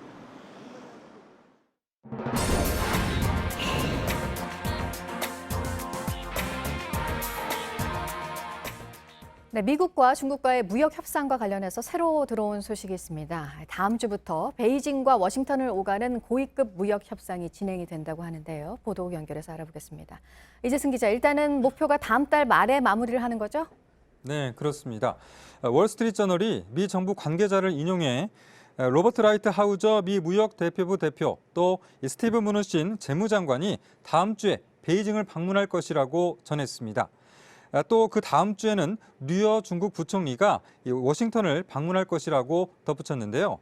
월스트리트저널은 미중 무역 협상이 막바지 단계에 접어든 것으로 다음 달, 그러니까 4월 말까지 타결하는 것이 양측의 목표라고 설명했습니다. 그러나 일각에서는 미중 무역 협상의 기류가 심상치 않다는 그런 엇갈린 관측도 나옵니다. 블룸버그 통신은 트럼프 행정부로부터 기존 관세를 철회하겠다는 확약을 받지 못한 중국 측이 강경한 태도로 돌아섰다고 보도했습니다. 다음은 노르웨이 수도 오슬로에 있는 한 초등학교에서 학생이 흉기를 휘둘러 4명이 다쳤다는 소식입니다. 다친 사람은 교사 1명과 교직원 3명 등 모두 4명이고 학생들은 다치지 않았다고 현지 언론은 전했습니다. 현지 경찰은 한 학생이 흉기를 들고 교사를 위협한다는 신고를 받고 출동해 학생을 체포하고 부상자들을 병원으로 이송했다고 밝혔습니다. 경찰은 이 범행 동기를 조사 중인데 피해자 학생이 아주 어리다라고 설명했습니다. 네, 그리고 해열 진통제에서 부작용이 보고된 건수가 크게 늘었다고요? 네, 그렇습니다. 지난해 의약품 부작용 등 이상 사례 보고 건수는 총 25만 7천 건으로 2017년 대비 약 1.9%가 많아졌습니다. 앞서 2015년 19만여 건, 또 2016년에 22만 8천여 건에 비해서 해마다 늘고 있습니다. 종류별로는 해열 진통 소염제의 부작용 보고가 3만 6천여 건으로 가장 많았습니다. 이후에 항악성 종양제는 2만 7천여 건으로 두 번째입니다. 또 증상별로는 잘못된 진단이 가장 많았고 가려움증과 두드러기 순이었습니다. 지금까지 아침엔 지금 JTBC 이재승입니다. 수요일 날씨 키워드 알려드립니다. 오늘은 공기 매우 나쁨, 차츰 전국비, 그리고 제주 호우인데요. 현재 출근길 하늘이 무척 뿌였습니다. 미세먼지 농도 나쁨에서 매우 나쁨 수준 보이고 있는데요. 낮부터 제주와 서해안을 시작으로 저녁 무렵 전국에 비 소식이 있어서 밤에는 공기가 점차 맑아지겠습니다. 제주에는 호우 예비특보가 내려져 있습니다. 내일 오전까지 150mm 이상 쏟아지는 곳도 있겠습니다. 현재 먼지 농도가 무척 높습니다. 어느새 또 최악이다. 바깥에 나오자마자 미세먼지의 습격이 느껴진다고 전해주셨고요. 코가 따가워서 죽을 것 같다며 괴로워하는 분도 있었습니다.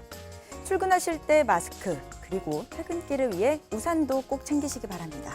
지금까지 키워드와 SNS로 만나본 날씨였습니다.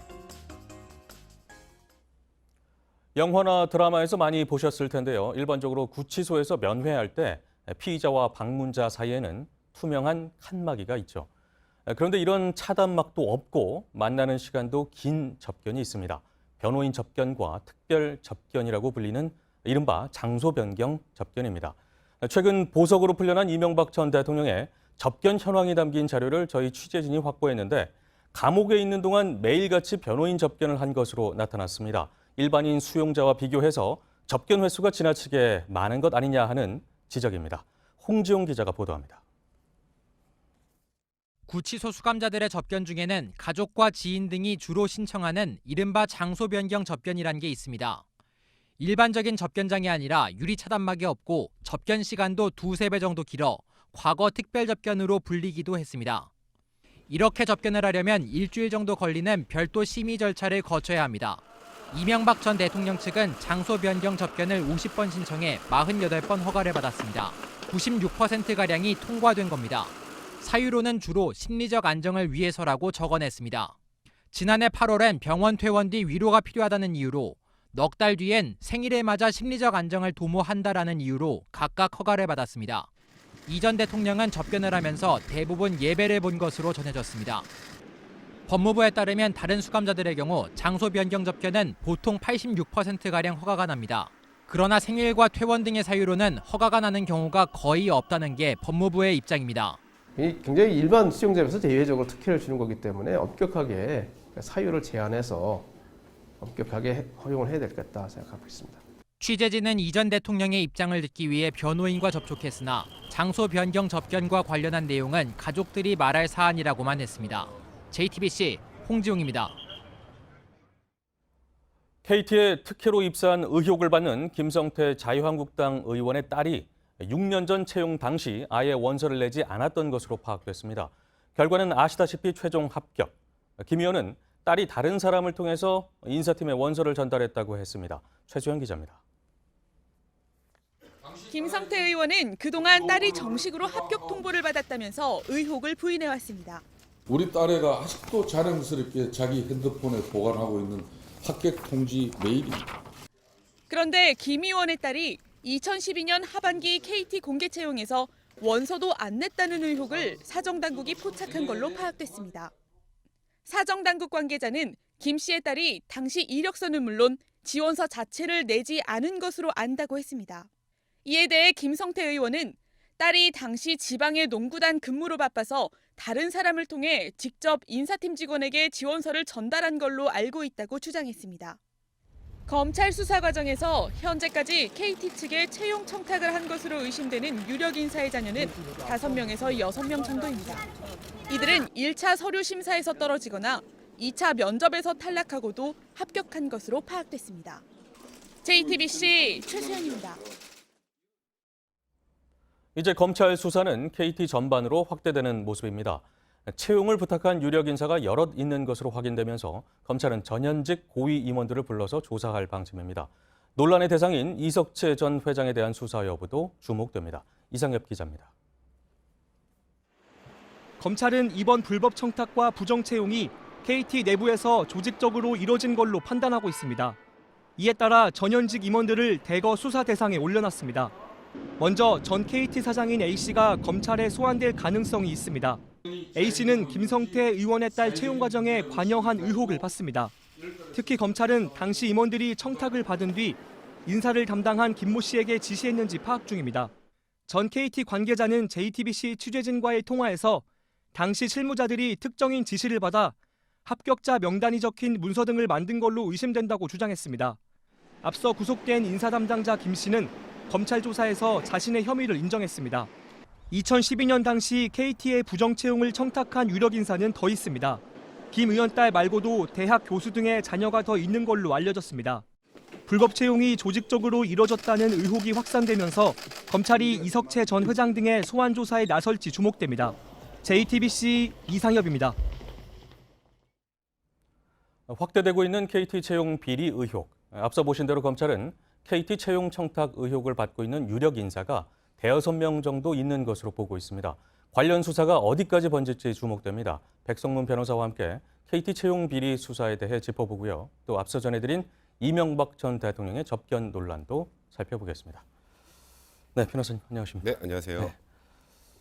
KT 채용 비리 네. 의혹부터 먼저 보겠습니다. 김성태 의원의 딸 같은 경우에 6년 전 채용 당시에 원서조차 내지 않았다 이런 것이 좀 나오고 있는데 그렇다면 소환 조사 불가피하다고 봐야 될까요? 일단 소환 조사는 불가피한 상황이 될 수밖에 없습니다. 지금 말씀하셨던 것처럼 작년에 다들 기억하셨던 것처럼 김성태 의원이 그 자녀가 보관하고 있는 합격 증서라고 하면서 우리는 당당하게 합격했다, 문제 없었다라고 주장을 했습니다만 앞서 리포트에 나왔던 것처럼 일단 채용이 되려면 네. 지원을 해야 되잖아요. 예. 근데 지원 자체를 지금 안 한 걸로 드러나 있는 상황이고 물론 김성태 의원은 지방농구단 근무로 딸이 바빴기 때문에 예. 다른 사람을 통해서 인사팀에 이제 서류를 냈다고 하는데 예. 그럼 여기서 사전에 조사해야 될 사람 2명 있습니다.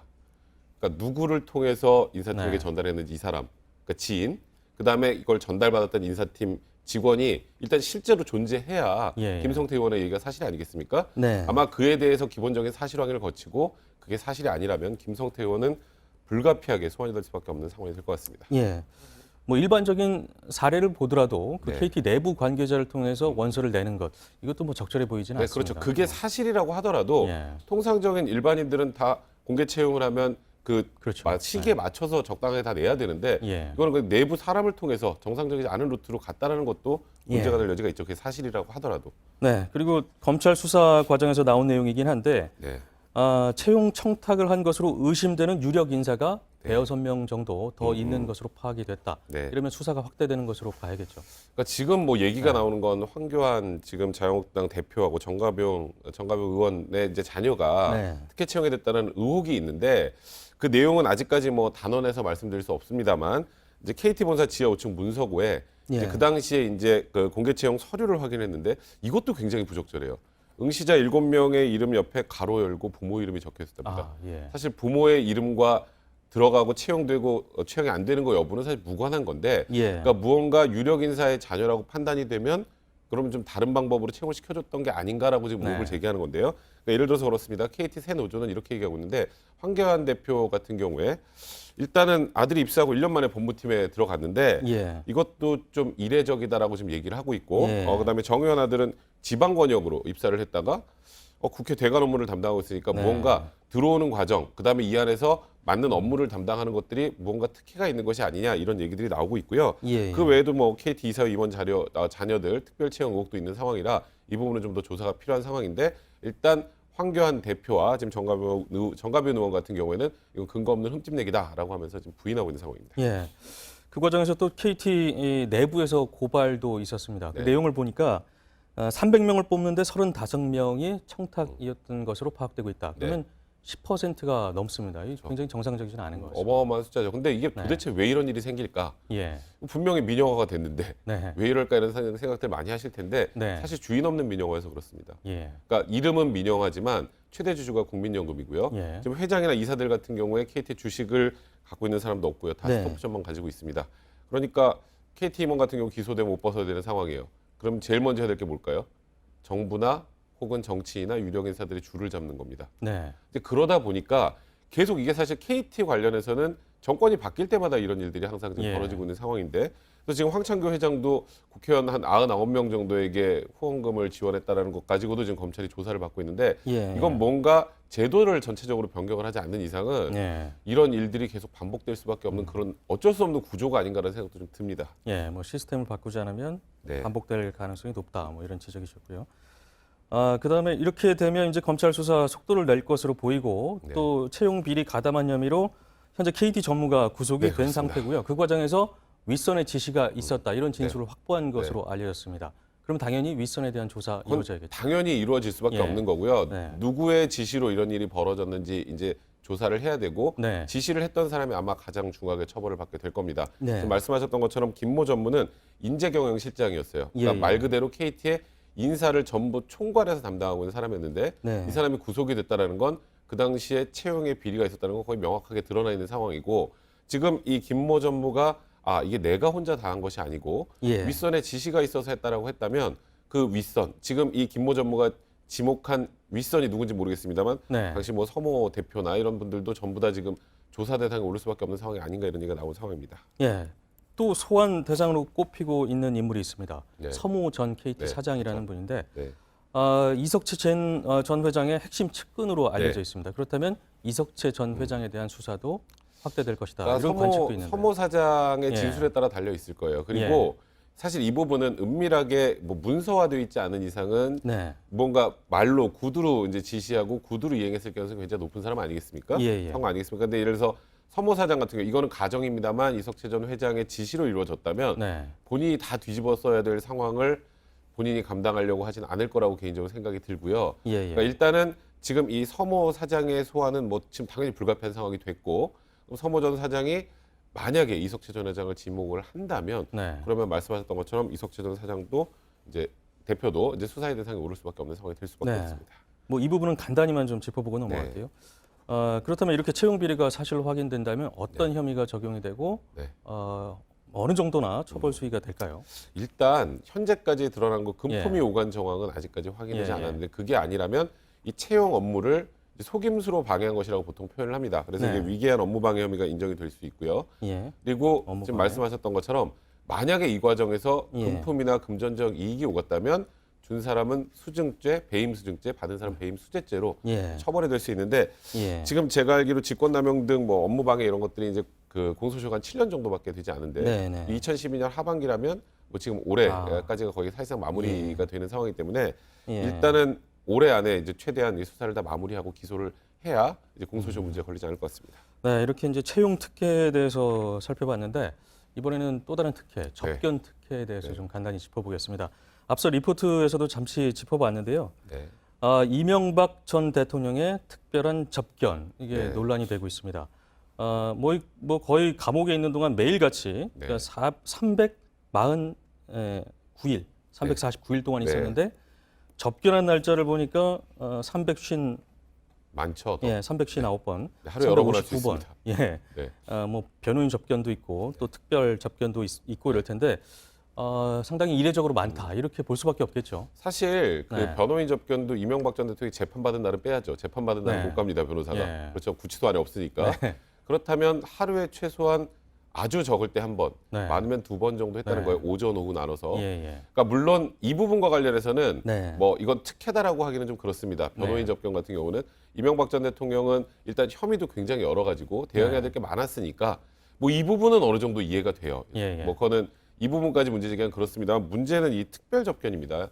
뭐냐면 예. 특별 접견이라는 건 장소 변경 접견이라고 해서 네. 그러니까 원래 우리가 보통 생각하는 면회는 예. 이렇게 영화나 드라마 보면 이렇게 칸막이가 쳐 있고 예. 그 사이에서 이렇게 주고받는 그렇죠. 얘기들 투명색으로 하는 거, 된 그렇게 돼 뭐 있지 않습니까? 예. 그런 것도 없고요. 예. 다른 사람의 뭐 이렇게 감시 같은 것도 전혀 없는 상태에서 완전히 예. 독립된 공간에서 2배 이상의 시간 동안 이제 면회를 할 수 있는 거예요. 그러니까 네. 이제 변호사와 상관없이 이제 일반인들을 이제 면회할 수 있는 거죠. 가족이나. 근데 이런 말씀 드리면 될 것 같아요. 일단 구치소 안에 있는 사람 중 90%는 이게 있는 줄도 모릅니다. 예. 그리고 그러니까 물론 이건 그러니까 뭐 피의자나 피고인의 인권을 위해서 특별 접견도 필요하다는 얘기도 있고 예, 예. 규정상으로 보면 이론상 일주일에 2번까지 가능은 합니다. 네. 근데 제가 아직까지 일주일에 2번 하는 사람 본 적이 없는 것 같고요. 그리고 예. 실제로 뭐 구치소 수감 기간 내내 이 특별 접견 그러니까 장소 변경 접견을 하더라도 많아야 한두 번 정도 하는 걸로 알고 있는데 예, 예. 사실 이게 물론 아무리 전직 대통령이라고 하더라도 이 수감 기간에 48번 거의 아까 리포트에 보면 90% 이상 그냥 허가가 났다는 거 아니겠습니까? 네. 그렇다면 이 부분은 다소 과한 측면이 분명히 있는 건 사실입니다. 예.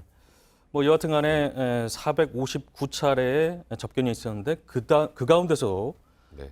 특별히 접견, 그러니까 특별 접견이라고 하죠. 이것이 47번이나 48번이나 됐다. 신청은 50번 했고요. 굉장히 이례적이다. 뭐 특혜는 아닐지언정 굉장히 이례적이다. 뭐 이렇게 볼 수는 있을 것 같습니다. 일반인이라면 불가능한 일입니다. 그렇게 네. 말씀이 될 것 같아요. 네, 말씀 여기까지 듣겠습니다. 고맙습니다. 네, 지금까지 백성문 변호사와 함께 이 문제 짚어봤습니다. 네, 다음 소식 이어가겠습니다. 어제 열린 국회 대정부 질문에선 김학의 전 차관의 별장 성접대 사건이 재조명됐습니다. 여당 의원들은 사건 당시 법무장관이 있던 황교안 자유한국당 대표와 민정수석 출신 곽상도 의원을 직접 겨냥했고요. 자유한국당은 망나니 칼이란 표현까지 써가며 반발했습니다. 정종문 기자가 보도합니다. 어제 국회 대정부 질문에선 김학의 전 법무부 차관 성접대 의혹에 대한 더불어민주당 의원들의 질의가 쏟아졌습니다. 검증 부실, 수사 외압 의혹까지 나아가고 있다 이렇게 보는데 여기에 대해서는 재수사가 필요하다. 수사가 필요한 부분에 대해서는 재수사를 하도록 할 것이고요. 특히 여당은 황교안 자유한국당 대표와 곽상도 의원을 직접 겨냥했습니다.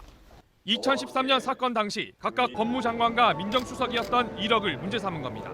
청와대 민정수석실 또는 그 당시의 법무부 장관 또는 그 당시의 검찰 간부 어떤 식으로든지 이 문제에 대해서 관여했을 거다.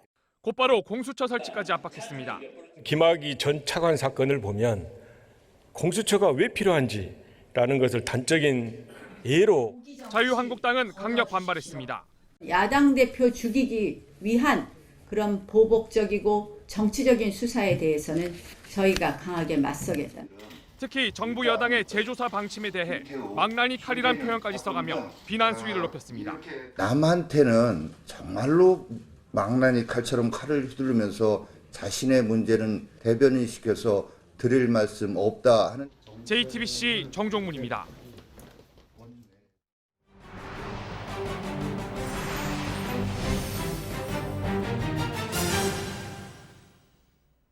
미국 코네티컷주 검찰이 현대기아차의 엔진 화재 위험에 대해 수사에 나섰다고 밝혔습니다. 현대기아 중형차에 장착된 세타2 엔진이 화재 위험이 크고 리콜 수리한 차량에도 불이 날 수 있다는 겁니다. 백종훈 기자입니다. 윌리엄 통 미국 커네티컷주 검찰총장의 성명입니다. 현대기아차의 중형차에 쓰이는 세타2 가솔린 엔진 화재에 대해 여러 주 정부와 조사를 하고 있다고 밝혔습니다. 코네티컷에서 여러 건의 엔진 화재가 신고됐다고 했습니다. 리콜 수리를 마친 일부 차량에서도 불이 났다고 설명했습니다. 이와 관련 로이터 통신은 미국 현대기아차가 2015년과 2017년 세타2 엔진을 쓴 소나타와 산타페, 스포티지에 대해 리콜했다고 보도했습니다. 국내에서는 2017년 서울 YMCA가 세타2 엔진에 결함이 있다고 고발했습니다. 서울중앙지검 형사 5부는 지난달 20일 현대차 그룹 본사를 압수수색해 수사에 속도를 내고 있습니다. 현대차 측은 코네티컷주 검찰의 발표는 지난해 11월 미국 도로교통국과 연방검찰이 조사를 시작한 것과 같은 사안이라고 밝혔습니다. 조사에 성실히 임하고 있는 중이라고도 했습니다. JTBC 백종훈입니다. 리비아 해안에서 난민들이 타고 있던 배가 침몰해 최소 10명이 숨졌습니다. 배에는 20여 명의 난민이 타고 있었는데요. 구조대가 출동했지만 거친 파도와 악천후 때문에 구조 작업에 어려움이 있습니다. 지금까지 18명이 구조됐지만 적어도 10명이 숨진 것으로 파악됐는데요. 생존자를 찾기 위해 수색 작업을 계속하고 있지만 파도에 떠밀려온 갓난 아기의 시신 한 구만 찾은 상황입니다. 버스의 앞부분이 처참하게 일그러졌습니다. 이탈리아에서 관광버스가 자동차와 부딪히는 사고가 있었는데요. 이 충격으로 튕겨져 나간 버스가 가로등과 표지판, 안전벽까지 들이받고서야 멈췄습니다. 자칫 대형 인명피해로 이어질 뻔한 아찔한 사고였는데요. 불행 중 다행으로 관광버스엔 승객이 타고 있지 않았고 두 차량 운전자는 가벼운 부상만 입었습니다. 어쩌다 이런 사고가 난 건지 당국이 사고 원인을 조사하고 있습니다.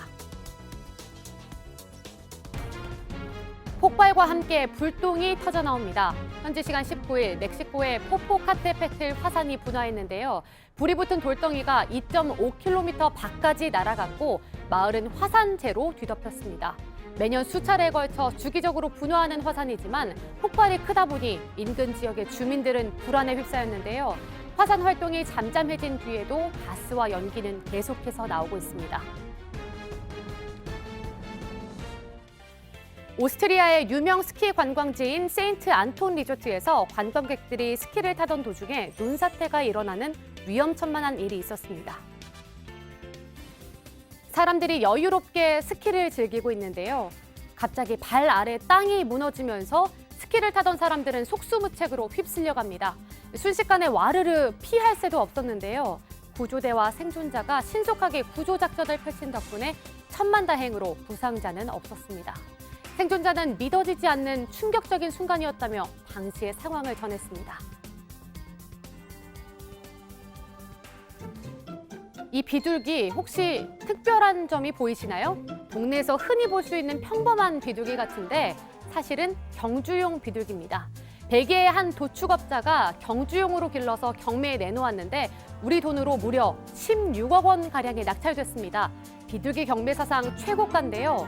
2명의 중국인이 치열한 입찰 경쟁을 벌이다가 가격이 천정부지로 오른 겁니다. 비둘기의 주인은 40년 동안 도축업을 하면서 번 것보다 비둘기 한 마리로 더 많은 돈을 벌었다며 벅찬 소감을 전했습니다.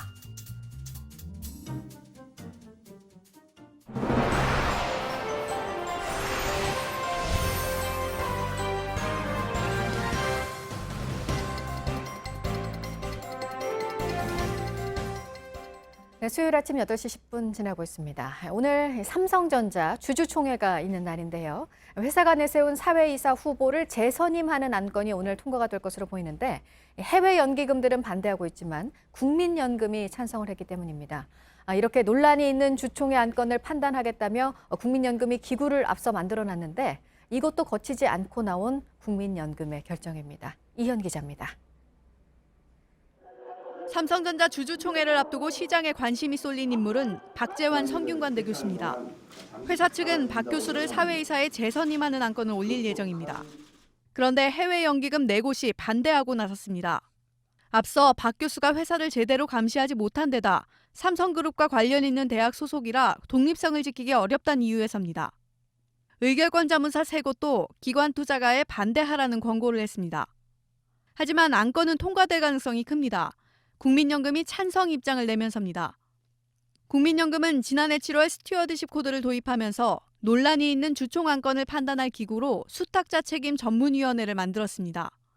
현대차, 한진칼 등 사회적으로 이목이 집중된 주총 안건에 대한 찬반 입장도 이 위원회에 자문을 거쳐 결정했습니다. 하지만 삼성전자 이사 선임안은 이 위원회의 판단도 거치지 않은 걸로 확인됐습니다. 시성 이슈가 걸리고 의결권 자문기관의 의견이 반대가 많은 상황에서 좀 의아스럽네요. JTBC 이현입니다.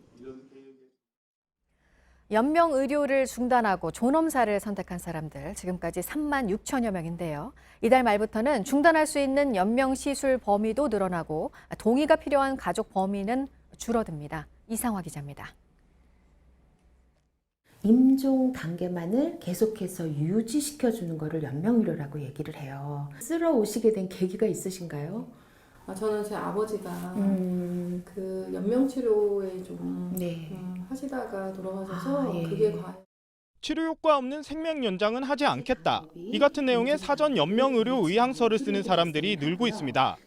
의향서 작성자가 지난해 연명의료 결정법이 시행된 이후 지난달까지 11만 명을 넘어섰습니다. 죽음을 좀 결정하거나 이렇게 좀 예비책으로 할 수 있다 뭐 이렇게 생각하는 분들이 많이 계셨어요. 근데 저 같은 경우는 좀 홀가분한 기분이요.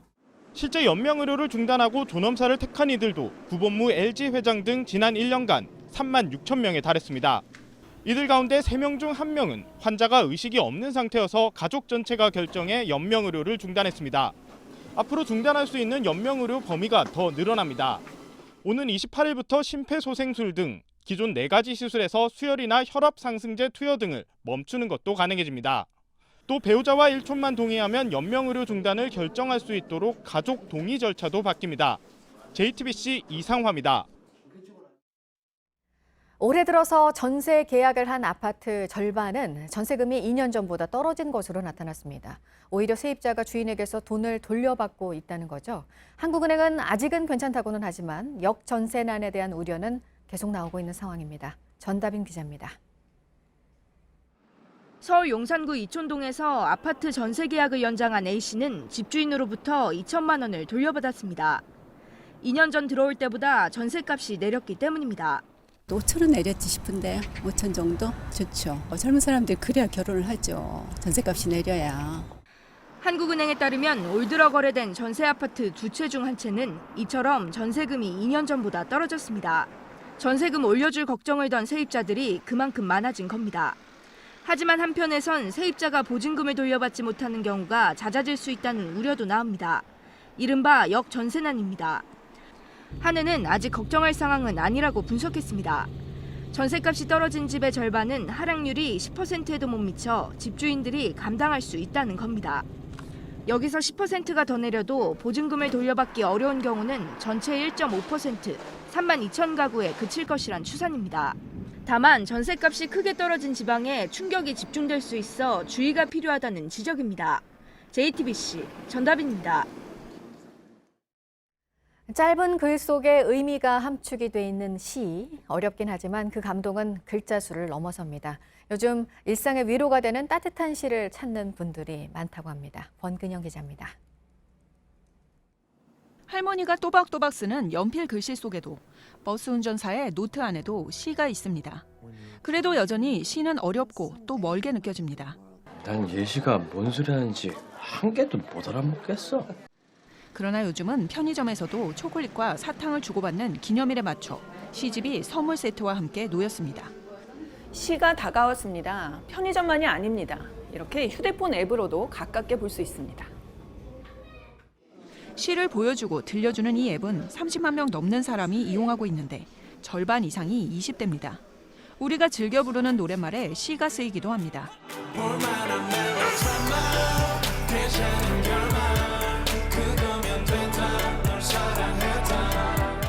시집만 파는 서점도 있습니다. 골목 서점이지만 시집의 종류만큼은 대형 서점을 능가합니다. 숨 쉴 틈 같은 것, 어쩌면 무쓸모한 어떤 것에서 사람들이 안심하고 위안을 좀 얻고 예쁜 글씨체로 쓴 함축적인 문장들은 짧은 글에 익숙한 소셜미디어 속에서 쉽게 공유됩니다. 불확실한 미래, 경쟁에 지친 요즘 젊은이들의 마음을 시가 사로잡았습니다. 불어 선득해진 면발을 묵묵히 건져 올리며 혼자 밥 먹는 일. 그래서 요즘 당신은 무얼 먹고 지내는지. JTBC 권근영입니다. 3.1운동이 일어나고 100주년이 된 올해 독립운동가들 다시 한번 조명이 되고 있죠. 오늘 밀착 카메라는 방치된 독립유공자들의 생가들을 찾아가 봤습니다. 사적지로 등록이 돼 있는 곳들인데 모르는 사람들이 많습니다. 이선화 기자입니다. 이곳은 최초의 여성 의병장이었던 윤희순 선생의 생가가 있는 곳입니다. 이 들어가는 길목에는 유적지 안내도가 있고요. 보시다시피 옛 집터라고 표시가 되어 있는데 이 생가의 모습은 어떨지 안쪽으로 들어가 보겠습니다. 미음자 모양이었던 집은 현재 두 곳으로 분리돼 있습니다. 안가가 있던 자리엔 현대식 집이 들어섰습니다. 현재 윤희순 선생의 후손이 살고 있습니다. 마곡간과 함께 남아있는 사랑채는 기존 초가집을 보수한 상태.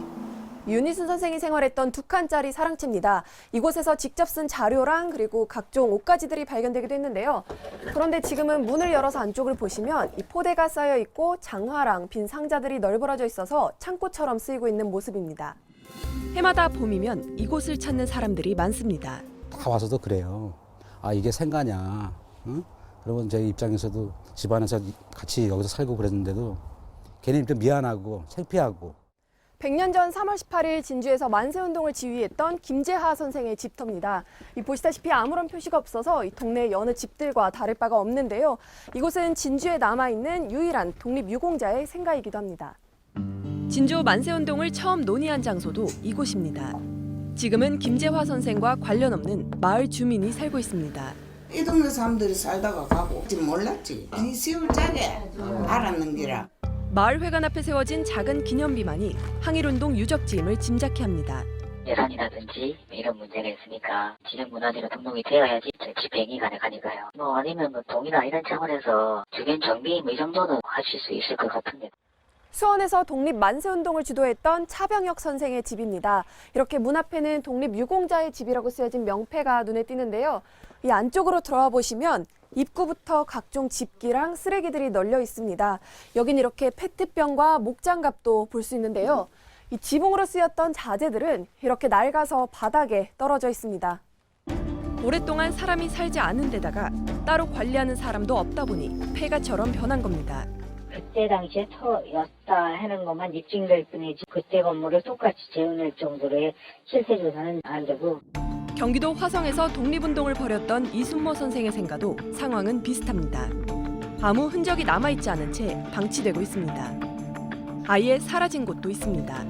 경기도 의왕시에 있는 한 5층짜리 건물. 지난해까지 독립선언문을 한글로 풀었던 이희승 박사의 생가가 있던 자리입니다. 사실 저도 이게 뭐 생간지는 모르고 여기 들어왔어요. 짓고 나니까 이제 나중에 이제 이 옆에 이제 분들이 이제 이희승 박사님 생가다. 지금은 신축 빌라를 분양한다는 현수막만 휘날리고 있습니다. 우와, 얼루라. 이게 생가예요. 아, 그래요? 네. 건물은 본 기억은 있어요. 전국 134곳의 독립운동가 사적지 중 국가보훈처가 직접 관리하고 있는 곳은 45곳뿐입니다. 현충 시설이 되기 위해선 빈집인 상태로 형태가 잘 보존돼야 하고 소유권자가 보훈처에 직접 신청해야 합니다. 정부가 기존 독립운동가 사적지에 대해 더 적극적인 관리를 해야 한다는 지적이 나옵니다. 항일운동은 특별한 곳에서 시작된 게 아닙니다. 바로 선조들이 앉았던 이 자리에서 시작됐습니다. 우리가 기억해야 할 그 정신이 이곳에 서려 있다면 제대로 관리해야 할 겁니다. 밀착 카메라 이송합니다. 우리 축구가 역대 7번째로 어린 선수를 국가대표팀으로 받아들였습니다. 18 고등학교 3학년 나이인 이강인 선수가 대표팀 첫 훈련을 함께 했는데요. 소감 첫 마디는 손흥민 선수를 만나 영광이다 였습니다. 온누리 기자입니다. 9년 전 광고 속에서 박지성을 똑같이 따라하던 9살 어린이가 박지성처럼 태국마크를 달았습니다. 기량이 있고 좋은 선수이기 때문에 강인이가 더 좋은 선수로 성장할 수 있게끔 선배지만 궁금하고 기대가 되는 것 같습니다. 이강인은 우리나라에서 축구를 가장 잘한다고 뽑힌 대표팀에서도 가장 궁금해하는 선수가 됐습니다. 수줍은 18살 국가대표는 처음 보는 형들과 웃고 이야기를 나누며 첫날부터 대표팀에 쉽게 녹아들었습니다. 방송 프로그램 속 6살 슛돌이로 알려진 어린이는 10살에 입단한 스페인 발렌시아에서 구단 역사상 가장 어린 나이에 1군 데뷔전을 치러냈고 또 국가대표가 됐습니다. 유럽 무대에서 뛴 시간이 그리 길진 않지만 남들과 좀 다르게 축구를 합니다.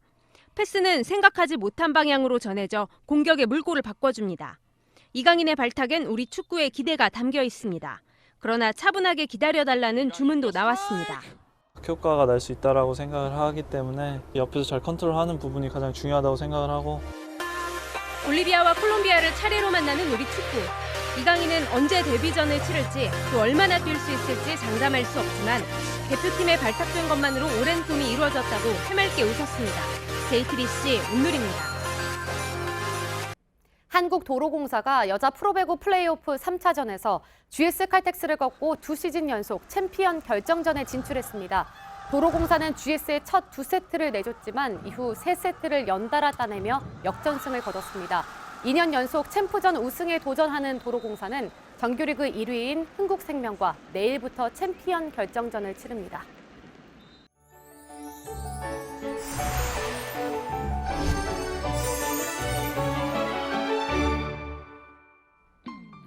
전국에 차츰 비 소식이 있습니다. 낮에 제주와 서해안을 시작으로 퇴근길 무렵에는 대부분 지역에 쏟아지겠습니다. 미세먼지 농도는 나쁨에서 매우 나쁨 수준 이어지다가 비가 내리면서 밤부터 차츰 해소되겠습니다. 비의 양은 남해안과 제주에서 많겠습니다. 천둥 번개도 치겠는데요. 내일 오전까지 30에서 80mm 예상되고요. 제주 산간 지역에는 150mm 이상 쏟아지는 곳도 있겠습니다. 그 밖의 지역은 최고 60mm 정도 오겠습니다. 비와 함께 바람도 강하게 불어옵니다. 해안을 따라 강풍 예비특보 내려져 있고요. 또 전 해상에는 풍랑 예비특보 발효 중입니다. 많은 비가 예상되는 제주에는 일부 호우 예비특보도 내려져 있습니다. 현재 서해안을 따라 짙은 안개가 끼어 있습니다. 가시거리 500m 미만으로 짧아져 있어서 안전운전 하셔야겠습니다. 오늘도 무척 따뜻하겠습니다. 서울이 19도, 대전 21도, 또 광주 18도, 전주와 대구는 20도까지 오르겠습니다. 북한도 평양과 개성이 16도, 함흥이 17도로 종일 포근하겠습니다. 비는 내일 오전에 모두 그치고 공기도 깨끗하겠습니다. 모레 금요일에는 반짝 추위가 찾아옵니다. 기상정보였습니다. 아침엔 뉴스워치, 오늘 하루 관심을 가지고 지켜봐야 할, 기억해야 할 뉴스 끝으로 정리해드립니다. 별장 성접대 의혹과 장자연 리스트 사건과 관련해 박상기 법무부 장관은 범죄 사실이 드러나면 신속하게 수사로 전환하겠다며 재수사 가능성을 내비쳤습니다. 과거사 논의가 반복되지 않도록 효과적인 재수사 방법을 선택하겠다라고 강조하기도 했습니다. 마약을 투약하고 유통한 혐의를 받고 있는 클럽 버닝썬 이문호 공동대표에 대한 구속영장이 기각됐습니다. 이 씨의 신병을 확보해서 클럽 안에 조직적인 마약 유통 의혹을 수사하려던 경찰은 영장을 다시 신청할지 여부를 검토할 것으로 전해졌습니다. 선거제 개정안 처리를 놓고 정치권의 진통이 계속되고 있습니다. 여야 4당의 패스트트랙 협의안을 놓고 협상안을 놓고 당내 반발에 직면한 바른미래당은 오늘 의원총회를 열고 격론을 벌일 것으로 예상됩니다. 패스트트랙 상정을 위한 의결 정족수 확보는 바른미래당이 키를 쥐고 있습니다. 오늘 의총이 분수령이 될 전망입니다. 지난 2017년 11월에 발생한 규모 5.4의 포항 지진에 대해서 정부 조사연구단이 지난 1년간의 연구 결과를 발표합니다. 당시 지진과 인근 지열발전소와의 연관성에 대해서는 발표 내용에 따라 파장이 예상되고 있습니다. 오늘 전해드릴 소식은 여기까지입니다. 이상으로 JTBC 뉴스 아침엔 수요일 순서 모두 마치겠습니다. 건강한 하루 보내시기 바랍니다. 고맙습니다.